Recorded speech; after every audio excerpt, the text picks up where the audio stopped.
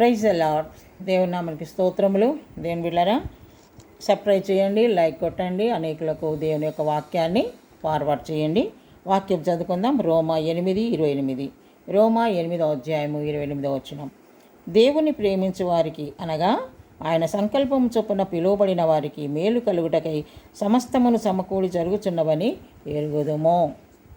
దేవుని బిడ్డ, దేవుని ప్రేమించు వారికి అనగా దేవుని సంకల్పం అనగా దేవుని చిత్తము లేదా దేవుని యొక్క ప్రణాళిక చొప్పున పిలువబడిన వారికి, దేవుని చేత ఏర్పరచబడిన వారికి లేదా దేవుని చేత పిలువబడిన వారికి మేలు కలుగుటకు దేవుడు సమస్తమును సమకూడి జరుగుచున్నవని ఎరుగుదుము.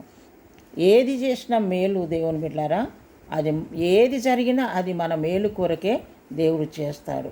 అది మనకు అనుకూలంగానే చేస్తాడు. అది సమకూడి జరుగుతున్నవని మనము ఎరుగుదుము. ఏది కూడా నష్టముగా చేసేవాడు మన దేవుడు కాదు. ఏది జరిగినా ప్రభు చిత్తానికే మనం అప్పగించుకోవాలి. నీ చిత్తం కాదు నెరవేర్చబడవలసింది, దేవుని చిత్తము నీ జీవితంలో నీ కుటుంబంలో నెరవేర్చబడాలి.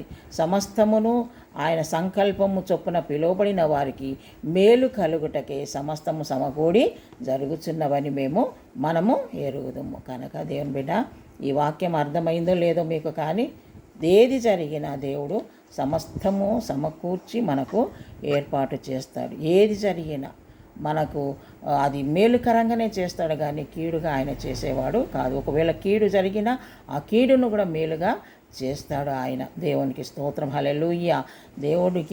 దేవుని చేత పిలువబడిన వారికి, దేవుని చిత్త ప్రకారము పిలువబడిన వారికి దేవుడు మేలులే చేస్తాడు. కాబట్టి మరి అయ్యో నా జీవితంలో ఇది ఇంత కీడు జరిగిందని నువ్వు ఫీల్ అయ్యే అవసరం లేదు.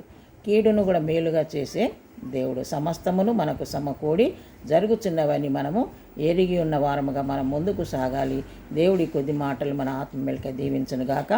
ప్రభా, నీకు స్తోత్రం. అవును తండ్రి, నువ్వు ప్రేమించిన వారికి ప్రభా, నీ సంకల్పం చొప్పున నాయన పిలువబడిన వారికి నువ్వు సమస్తమును మేలు కొరకే ప్రభా, సమస్తమును ప్రభా మీరు చేసే దేవుడు కనుక ప్రతి బిడ్డ గ్రహించుకొని ఏది జరిగినా వారి జీవితంలో అది మేలే అని గ్రహించుకొని ప్రభా ముందుకు సాగుటకు నువ్వు సహాయం చేయమని యేసు నామములో ప్రార్థిస్తున్నాము తండ్రి.